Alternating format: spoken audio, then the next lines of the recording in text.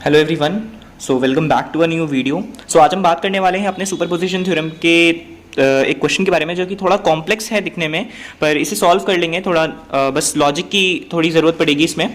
तो इस क्वेश्चन में जैसे सुपरपोजिशन थ्योरम में हमें पता है कि एक सोर्स को एक्टिव करते हैं और एक सोर्स को फिर डीएक्टिवेट करते हैं, और फिर एक सोर्स को उस दूसरी सोर्स को एक्टिव करते हैं और फिर पहली वाली को डीएक्टिवेट करते हैं। तो इसी तरह इसमें भी हम लोग करेंगे। पहले हम लोग 1 एम्पियर को एक्टिव करेंगे। तो जब हम लोग 1 एम्पियर को जब एक्टिव करेंगे तो आपको पता है कि जो हमारा वोल्टेज वाला पार्ट है वो हो जाएगा शॉर्ट सर्किट।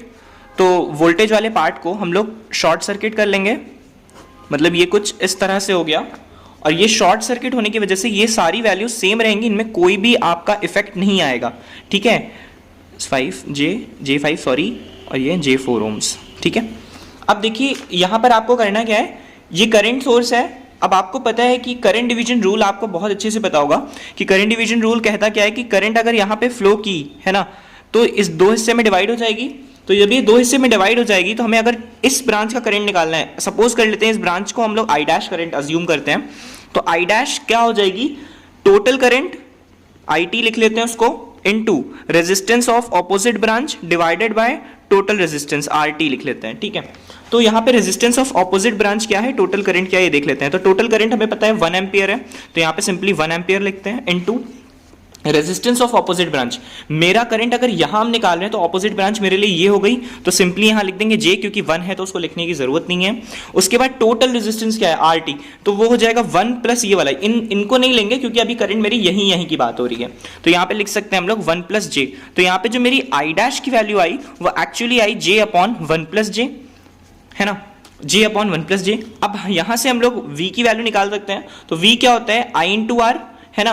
तो यहाँ पे R की वैल्यू क्या है, हमें वोल्टेज यहाँ पे चाहिए, तो यहाँ पे R की वैल्यू 1 है और I की वैल्यू है ये। तो एक्चुअली मेरा जो वैल्यू हो जाएगा I का और V का वो सेम हो जाएगा, I is equals to V, और यही मेरी V की वैल्यू हो जाएगी। उसी के बाद नेक्स्ट केस जो हमारा है वो हो जाएगा मेरा ओपन सर्किट। अब यहीं पे हम लोग क्या कर देंगे, इसको डीएक्टिवेट करेंगे, इसको एक्टिवेट करेंगे। तो जब हम लोग 1 वोल्ट को एक्टिव करेंगे तो ये मेरा ओपन सर्किट हो जाएगा। तो सर्किट देखते हैं कैसा हो जाएगा। तो ये मेरा कुछ सर्किट हो जाएगा।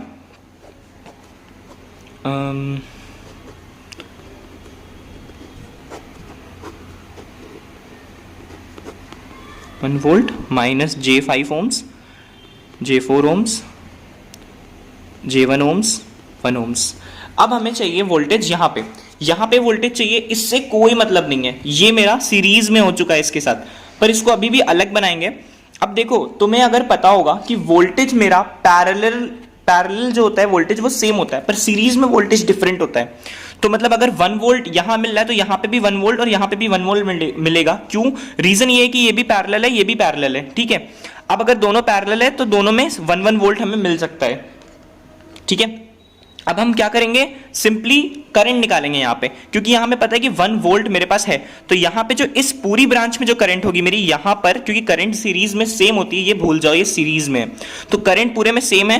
तो I की वैल्यू क्या हो जाएगी, मेरी I की वैल्यू हो जाएगी 1 अपॉन 1, मतलब 1 वोल्टेज अपॉन 1 प्लस J, ये हो जाएगी मेरी I की वैल्यू। अगर मेरी I की वैल्यू ये है तो V की वैल्यू क्या हो जाएगी, V is equals to IR।